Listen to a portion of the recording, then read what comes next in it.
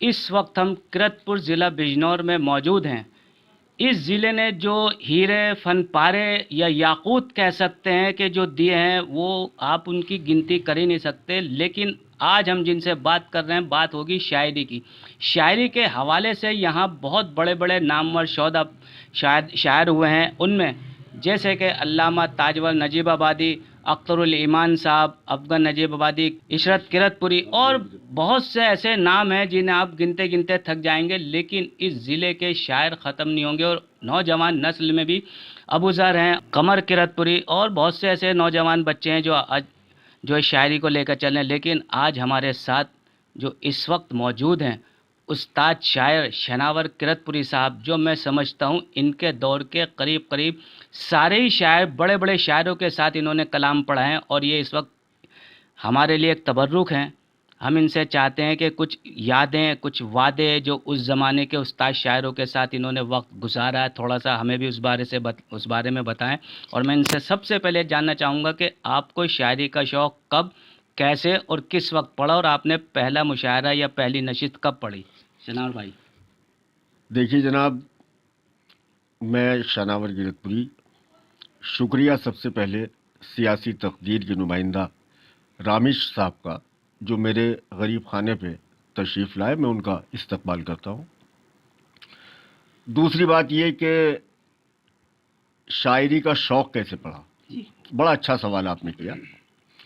تو میرے گھرانے میں ادب رہا، اردو اور یہ تمام چیزیں اس لیے رہیں کہ میرے تائے قبلہ انعام اللہ خان صاحب انعام کرتپوری، جو اساتذہ میں ان کا شمار ہوتا تھا، بمبئی میں بہت دنوں ان کا قیام رہا، اور اس عہد میں جو ان کی صف کے شاعر تھے، مشاعروں میں، اس میں ہمیشہ ان کی شرکت رہی ان کے ساتھ۔ اس میں جیسے شکیل بدایونی، علی سردار جعفری، کئی نام مشہور و معروف نام اس زمانے میں۔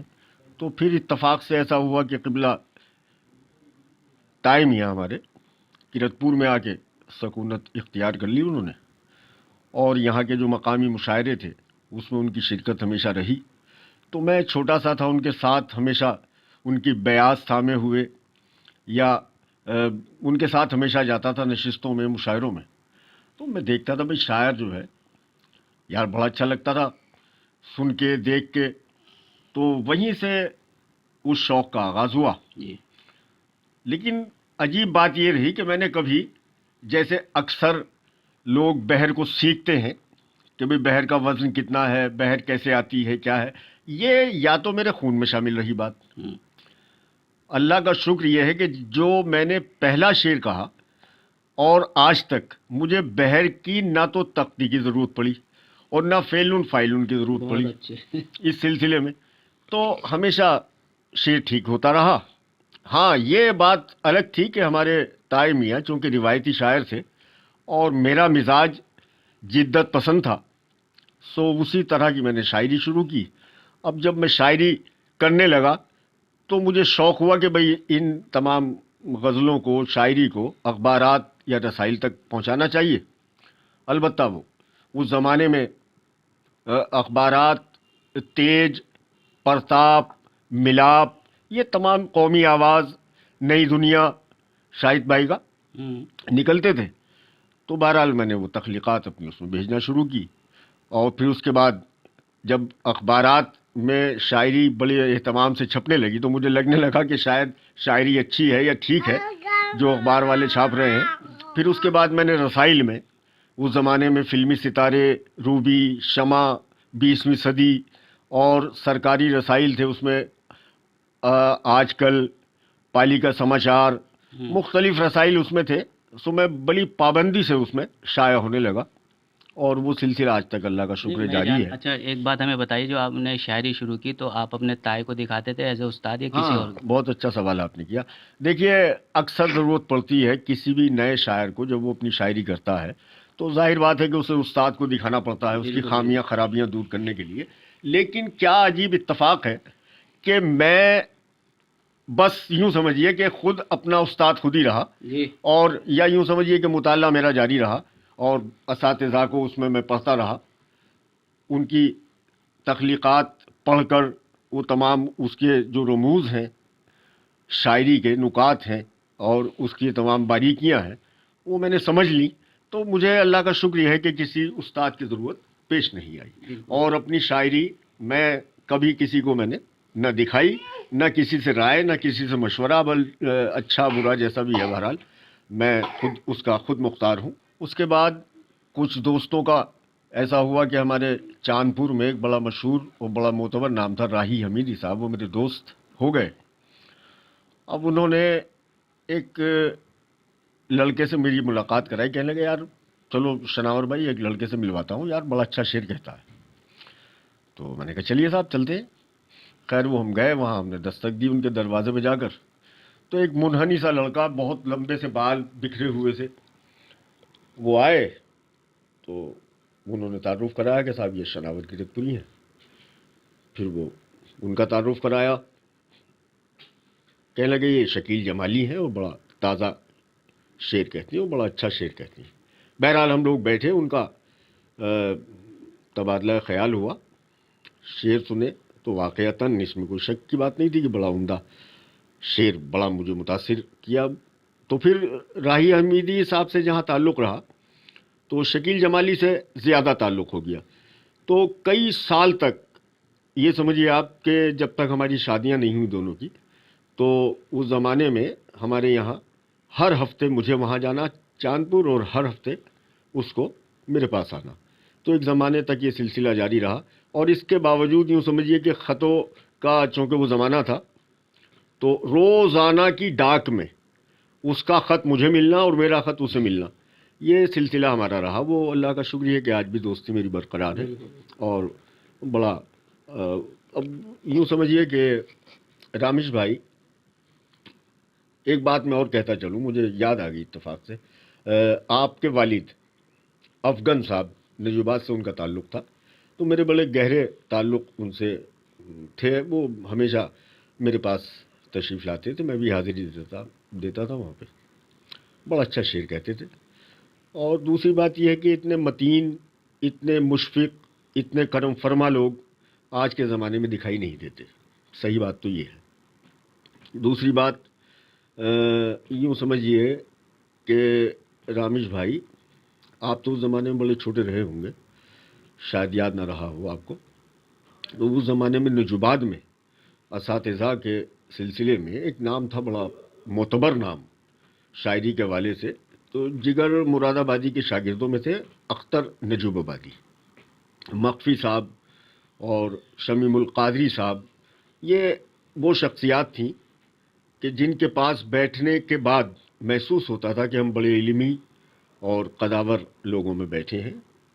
ادب پر ان کی ایک اچھی خاصی دسترس، شاعری پر، ادب پر اور مختلف موضوعات پر ان سے بات چیت ہوتی تھی، تو بڑا اچھا لگتا تھا. کل ملا کے اب یہاں ہمارے کرتپور میں نئی نسل میں جو شاعری ہو رہی ہے اس میں کئی نام معتبر ہیں. کئی نام معتبر سے مراد جیسے ابھی کلیم جاوید کو لے لیجیے آپ، بڑا عمدہ شعر کہتے ہیں. نئی نسل کے حوالے سے کئی نام ہیں، ناظم اشرف ہیں، کلیم جاوید ہیں، اور ایک نام جو مترنم بھی ہے اور صحیح معنوں میں. دیکھیے شاعری کا اصل میں رامیش بھائی ایک معاملہ یہ ہوتا ہے کہ شاعری کو آپ کاغذ پہ اگر لا رہے ہیں تو اس میں آپ کو کہیں جذبات بھی شامل کرنے ہوں گے. بالکل. یہ نہیں کہ صاحب قلم اٹھایا، کاغذ اٹھایا، آپ نے شاعری شروع کر دی، ایسا نہیں ہوتا. شاعری کے لیے آپ کو سب سے پہلے اپنے اندر ایک دیوانگی پیدا کرنی پڑتی ہے، ایک جنون پیدا کرنا پڑتا ہے، اور اسی جنون کو جب آپ کاغذ پہ اتاریں گے تو اسی کا نام شاعری ہے. اس میں ہمارے یہاں آصف انداز صاحب، ابھی ہم ایک نئی نسل میں ایک نام ابھرا ہے یہ، اور انشاءاللہ مجھے بڑی امیدیں ہیں کہ ان سے آنے والے وقت میں ہم اچھی شاعری سن سکیں گے. اور کیفی اعظمی آپ نے ایک نام سنا ہوگا، لیکن ہمارے یہاں کرتپور میں ارشاد کیفی کے نام سے بھی ایک نام ہے جو مشاعروں میں اکثر یوں سمجھے ان کا انداز اس طرح کا ہے کہ وہ اکثر سامعین کو بڑا پسند آتا ہے. بہرحال اور اب کچھ آپ پوچھنا چاہیں تو نہیں پوئے میں بھی سننا چاہتا ہوں جو آپ نے شاعری کی، اس میں سے کچھ جو ہمارے سامعین سننے والے ہیں انہیں کچھ کلام سنائیں اپنا تھوڑا سا. اب کلام کیا سنو گے یار؟ شعروں کی صورت میں ہاں، شعروں کی صورت میں سن لیجئے.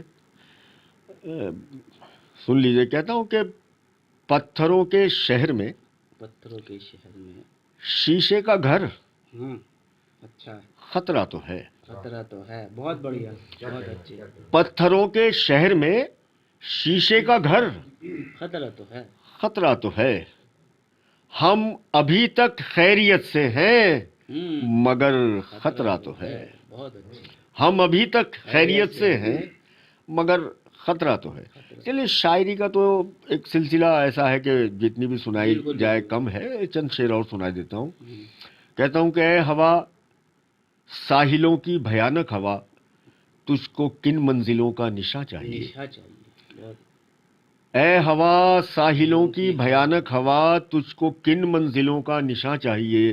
شکوہ گر ہے ابھی کربلا سمتیت، کشتیوں کے لیے بادباں چاہیے. بہت اچھی، بہت اچھی، بہت اچھی. آج کل تیر سینوں پہ چلتے نہیں، آج کل تیر سینوں پہ چلتے نہیں، پیٹھ پر وار کرنے کا دستور ہے. اپنے شانے پہ ترکش کو باندھے ہوئے ایک سپاہی پسے کارواں چاہیے. بہت اچھی، بہت اچھی. میں کہ سرسبز شاخوں پہ پھوٹا ہوا اس چمن زار کا آخری پھول ہوں. میں کہ سرسبز شاخوں پہ پھوٹا ہوا اس چمن زار کا آخری پھول ہوں. کون جلتے ہوئے موسموں سے کہے مجھ کو گلچی نہیں باغباں چاہیے. بہت اچھے، بہت. اور ایک شعر اور مجھے اس میں یاد آتا ہے رامیش بھائی، سنیں تمام دوست. کہتا ہوں کہ زندگی کی ہتھیلی پہ لکھا ہوا، زندگی کی ہتھیلی پہ لکھا ہوا، کالے حرفوں میں کس کا مقدر ہوں میں. بہت اچھے. زندگی کی ہتھیلی پہ لکھا ہوا، کالے حرفوں میں کس کا مقدر ہوں میں.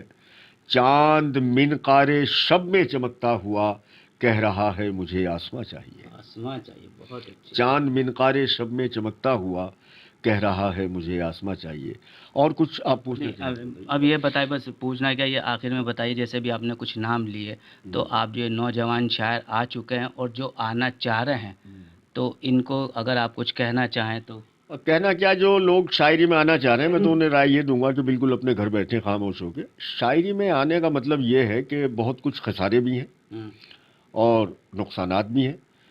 اور دوسری بات یہ ہے کہ اب شاعری آپ مشاعروں کے حوالے سے لے لیجئے کہ مشاعرے اب مشاعرے ادب کے لیے نہیں ہوتے، بلکہ ایک بازار سا بن گیا ہے مشاعروں کا. اور مشاعرے صرف ان لوگوں کے رہ گئے ہیں جن کے پاس گلے ہیں اور تھوڑا کرتب دکھانے والے لوگ ہیں، گروپ ہیں، اور گروپ ہیں ان کے یہاں پوری طریقے سے. تو وہ مشاعروں میں کامیاب ہیں. لیکن جو سچا شاعر ہے، جو بالکل اندر سے شاعر ہے، وہ اپنے گھر بیٹھ کے ہی شاعری کرتا ہے. زیادہ سے زیادہ اگر اس کی رسائی یا اس کی دسترس ہو سکتی ہے تو وہ رسائل اور اخبارات تک ہے. لیکن مشاعروں میں ٹکنا اور قدم جمانا، اس کے لیے شاعری کا اچھا ہونا شرط نہیں ہے رامیش صاحب. اس کے لیے ضروری ہے کہ آپ اس میں کتنا ہنر آپ کے یہاں کرتب دکھانے کا ہے، اداکاری کتنی اچھی کرتے ہیں آپ، اور کتنی اچھی آواز ہے آپ کو، آپ سامعین کو کس طرح بہلا پھسلا سکتے ہیں.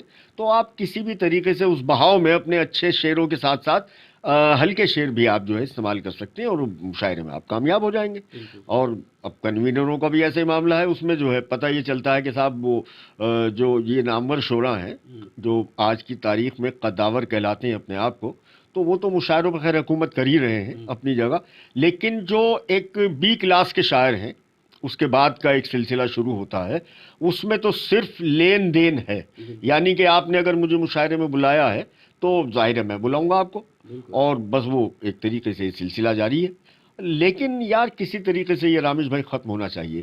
جو سچے فنکار ہیں، صحیح معنوں میں فنکار ہیں، جو خون جگر اپنا شاعری کے لیے صرف کر رہے ہیں، ان لوگوں کو بہت عزت ملنی چاہیے، انہیں ان کی پذیرائی ہونی چاہیے.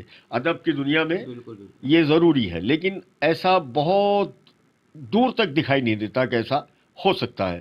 اب وہ محفلیں، اب میں تو یہ کہوں گا کہ ہمارے زمانے میں جو نشستیں یا مشاعرے ہوتے تھے، اس میں بڑا ادب ہوتا تھا، بڑا لحاظ ہوتا تھا، اور چھوٹے اور بڑے کا بڑا فرق ہوتا تھا. آج تو یوں سمجھیے رامیش بھائی کہ آپ نے 3-4 شعر کہنے کے بعد آپ یہ سمجھنے لگتے ہیں کہ بھائی مجھ سے بڑا شاعر کوئی نہیں ہے، دھوم مچا دی. میں نے دھوم مچا دی ہے. تو آپ بتائیے، اور دوسروں کے اشعار میں خواہ مخواہ بلا وجہ خامیاں خرابیاں نکالنا اور ان پہ تنقیدیں کرنا، یہ ایک معمول سا بن گیا ہے شعراء کا. تو یہ چیز نہیں ہونی چاہیے. اس میں جو جنہوں نے اپنا ایک لمبی فہرست ہے ان کے کام کرنے کی، لمبا کام ہے ان کا، ان کو ہمیشہ ادب اور عزت اور لحاظ ان کا رکھنا چاہیے. دیکھیے، یہ تھے ہمارے ساتھ شناور کرتپور صاحب. ان کی باتوں سے آپ دیکھ سکتے ہیں کہ ایک درد جھلک رہا تھا، کہ درد اس بات کا نہیں کہ یہ مشاعروں میں جا رہے ہیں، درد اس بات کا جو آج کل کا ماحول ہے، جو شاعر اپنی بات کہنا چاہتا ہے، خاص کر شاعر کوئی بھی ہوگا راتوں کو جاگ کر جو شاعری کرتا ہے، اپنا خون نکال کے، جگر نکال کے لوگوں کو دکھاتا ہے، اس کے باوجود ایک دو چار شعر کہنے کے بعد آدمی تنقید کرنے، جو کہ یہ نہیں ہونا چاہیے، اور یہ دکانداری بھی نہیں ہونی چاہیے. شاعری شائستہ ہونی چاہیے، ایسی ہونی چاہیے کہ لوگ سنیں، لوگ اس کو محسوس کریں، اس کو داد دیں، اور اس سے کچھ حاصل بھی ہو، اور لوگ ان کے بارے میں دو باتیں بھی کہیں کہ ہاں جی اس آدمی نے یہ شعر کہا جو بہت عمدہ ہے. لیکن یہ ایسا ہونا مشکل ہے، ایسے بات نہیں، لیکن امید پہ تو دنیا قائم ہے. جو وقت نہیں رہا تو یہ وقت بھی نہیں رہے گا.